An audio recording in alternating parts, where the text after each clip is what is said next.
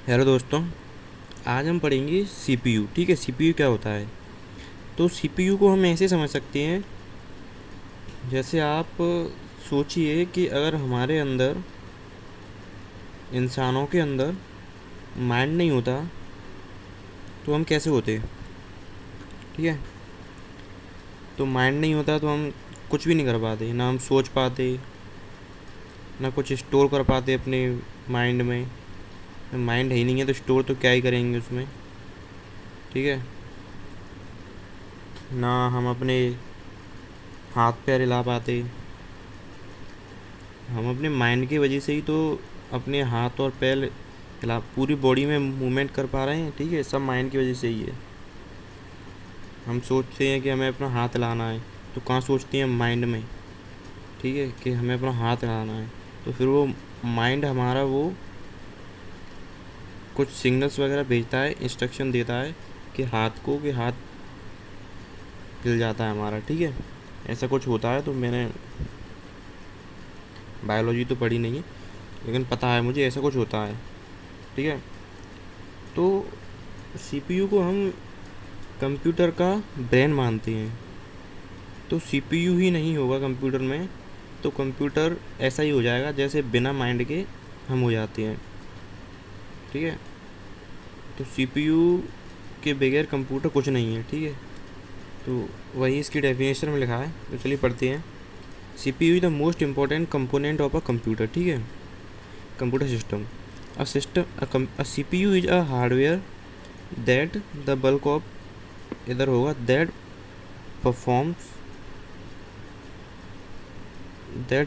The bulk of data processing operations.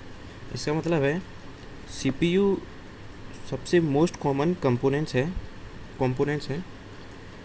है computer का। ठीक है, सीपीयू इज अ हार्डवेयर क्या होता है, जैसे हम टच कर सकते हैं। ठीक है, टच कर सकते हैं।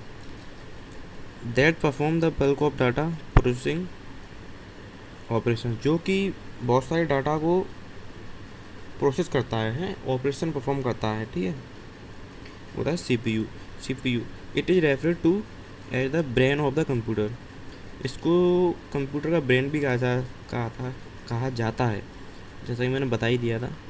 ठीक है,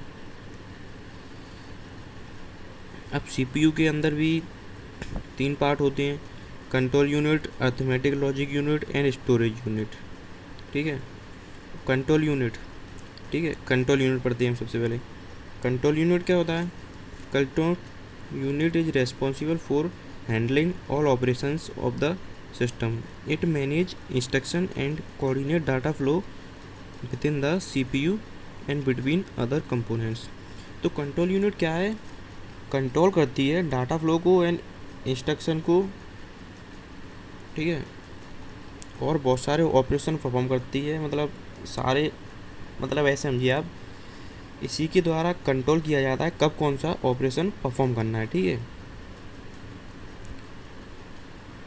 यही होती है जो मेन होती है। जैसे कि कोई इंस्ट्रक्शन आ रहा है तो उसको परफॉर्म करना है, तो कैसे पता पड़ेगा? कंट्रोल यूनिट बताएगी हमें कि ये इंस्ट्रक्शन परफॉर्म करना है इस समय पे। ठीक है, तो ये काम है कंट्रोल यूनिट का। और ये सीपीयू और बाकी के जो और डिवाइसेस हैं कंप्यूटर से जो कनेक्ट हैं, उनके बीच में डाटा फ्लो भी कंट्रोल करती है। ये किस समय में किस में डाटा पहुंचाना है, किस समय में कौन से पार्ट में डाटा, मतलब सिग्नल पहुंचानी है। ठीक है, इंस्ट्रक्शन पहुंचानी है। ठीक है, वो ये काम करती है control unit. ALU perform arithmetic and logical functions and और operations. It consist two sections, arithmetic and logic section. ठीक है, अब एएलयू परफॉर्म करती है अर्थमेटिक एंड लॉजिक ऑपरेशंस या फंक्शंस। ठीक है, जैसा कि एएलयू का परफॉर्म होता है अर्थमेटिक लॉजिक यूनिट, तो इसमें अर्थमेटिक भी आ रहा है, लॉजिक भी आ रहा है। ठीक है, तो हम इसे दो पार्ट्स में डिवाइड कर सकते हैं, अर्थमेटिक एंड लॉजिक सेक्शन। ठीक है, तो अब देखते हैं अर्थमेटिक एंड लॉजिक सेक्शन का मतलब क्या होता है।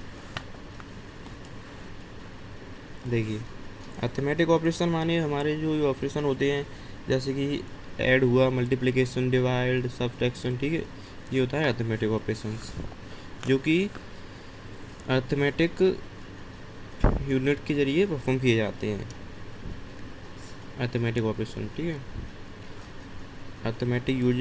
अर्थमेटिक लॉजिक यूनिट का जो सेक्शन होता है अर्थमेटिक, उसके जरिए ये सारे ऑपरेशन परफॉर्म करे जाते हैं। और जो लॉजिकल सेक्शन होता है उसके ज़रिए हम ऑपरेशंस परफॉर्म करते हैं, जैसे कि कंपेयर करना, दो डाटा है उनको बीच में कंपेयर करना, मैचिंग करना, selecting the data. This type of operation is performed by logical operation या सेक्शन भी, ठीक है, logical section. This type of operation is performed by logical section, ठीक है। तो अर्थमेटिक लॉजिक यूनिट में दो सेक्शन होते हैं, अर्थमेटिक एंड लॉजिकल सेक्शन। तो अर्थमेटिक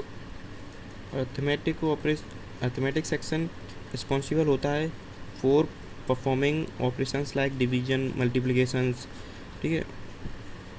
और लॉजिकल सेक्शन रिस्पॉन्सिबल होता है for performing operations like comparing, matching and selecting the data, ठीक है।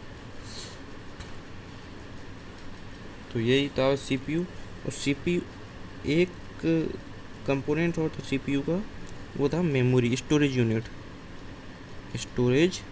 यूनिट, ठीक है।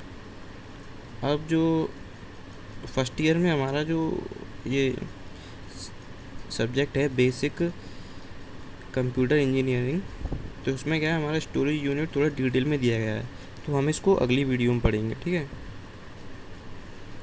बाकी का हमें इतना ही पढ़ना था, हम इसे स्टोरेज यूनिट को अगली वीडियो में पढ़ेंगे, ठीक है। तो यही सब था बस, इसमें से आप नोट्स बनाइए और मस्त पेपर में लिख के आइए, ठीक है।